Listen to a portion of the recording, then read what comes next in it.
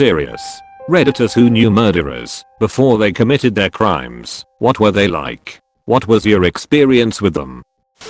Had a good friend that shot his mother 7 times, threw her body on a pile of branches and set it on fire. Then called the police to come pick him up.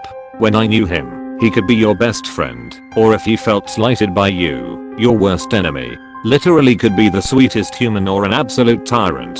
Our grandparents lived next door, and one day he came around looking for me, though I was at work, and he wound up spending 2 hours helping my grandparents move furniture. Another time hanging out with friends he showed up covered in blood crying, because he thought he might have killed someone at an earlier party. You just never knew what you'd get with him. Near the end though he was slipping further into mental illness from everything I heard from friends. I had joined the army, so I was gone, but my sister still was friends with him. The week before he killed his mother he went to the police department complaining that he was getting messages from his computer to kill her. Edit. I confused a major point. When he went to police he complained that his mother was trying to poison him. He did believe that he was receiving messages from his computer to kill her, but I can't say if he told police that initially. This happened 12 years ago, so my memory was off. Either way he was found not guilty by reason of insanity and committed suicide while still in a mental institution last year. My cousin. He got into a fight with my uncle because my cousin had stolen $800 from his mother. That night my uncle went to sleep outside on a chaise lounge with a sleeping bag. My cousin went into my uncle's closet, took his service revolver, walked outside and shot him in the head while he was out. He then dragged the body into the garage and left it there for 6 days while he went out to parties with his friends. When he got back, the sheriffs were there. Uncle was law enforcement, so when he didn't show up for work for a few days they dispatched the sheriffs and took him into custody. My cousin was a big dude, but not very bright and not very sociable. He was a normal kid, but as he got into junior high and high school he became very quiet and withdrawn. When we were growing up, he was my buddy. We always looked forward to hanging out when the family got together. He'd only ever really talk about sports, but he was always up for anything, so we got into a lot of trouble and had a lot of good times together. I don't talk to him anymore. He is a member of the Aryan Brotherhood in prison and only ever hit me up for money when I did visit. It's like he died too.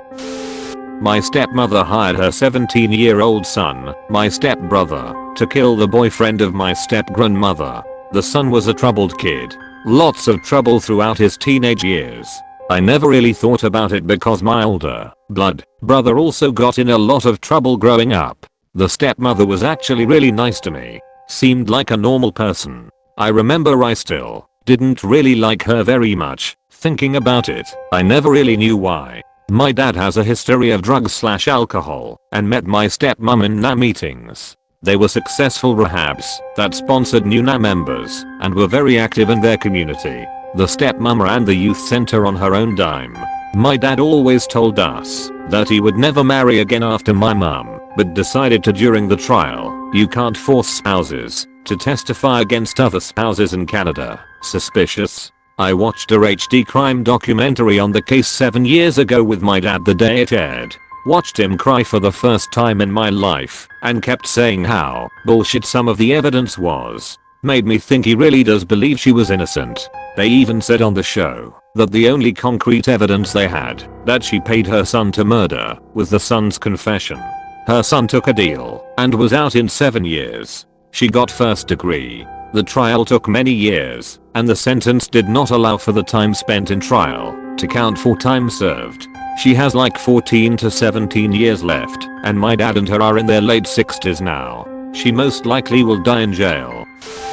A kid in elementary school. He had the weirdest raspiest voice. He was nice, but always talked about how he had staples in his head and all this stuff a 4th grader should not know about. He would also disappear for weeks at a time, like just not coming to school. About 10 years later, while I was in college, I saw him on a Google News feed.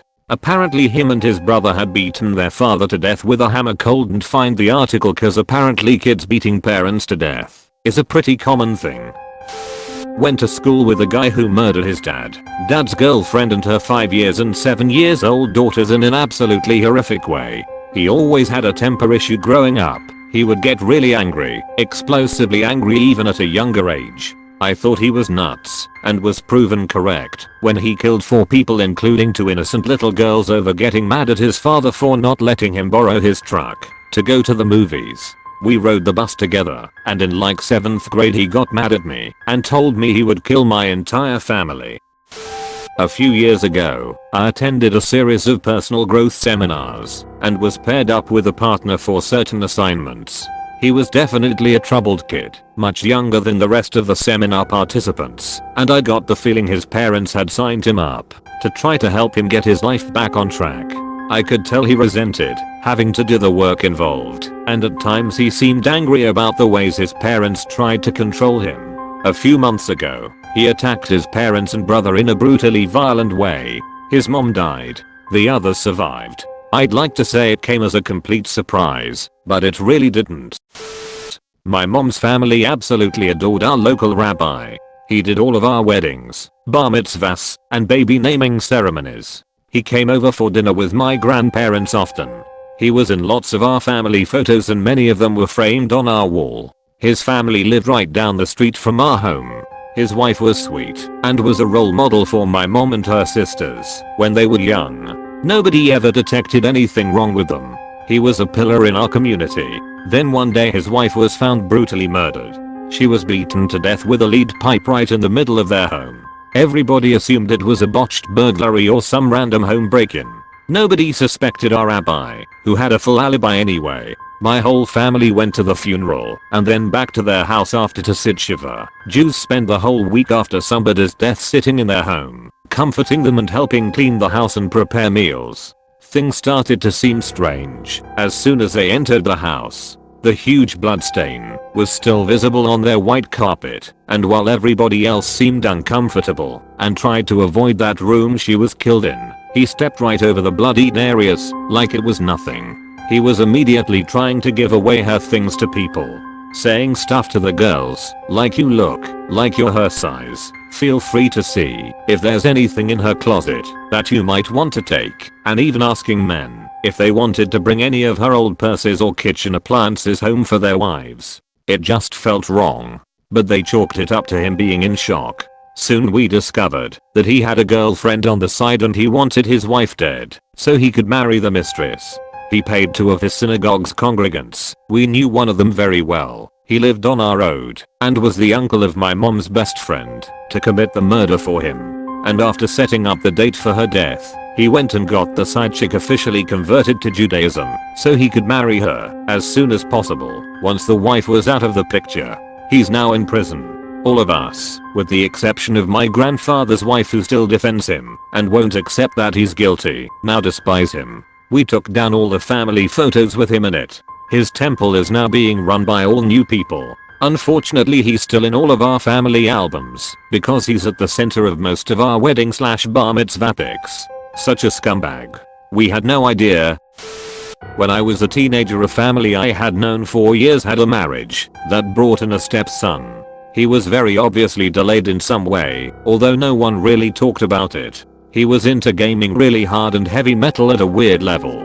Looking back, there were warning signs he was unhinged, but to a 15 years old it was just a kind of creepy dude you didn't let yourself be alone with.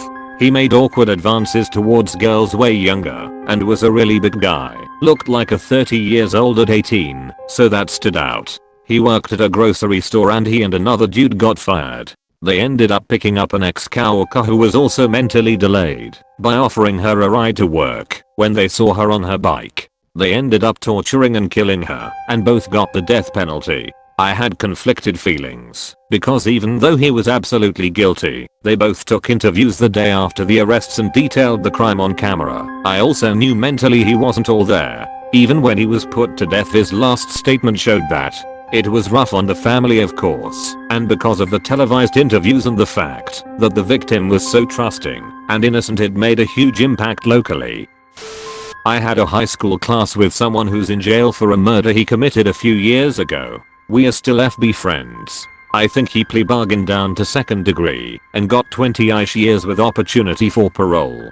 He was honestly a nice guy, bit of a druggie, but definitely didn't see anything violent in him. He was always good to me. The girl he went to senior prom with is one of the nicest people you'll ever meet. It's amusing to look back on their very different life paths since. He just sort of fell into the wrong crowd after high school. The murder sounded like a confrontation over a drug deal.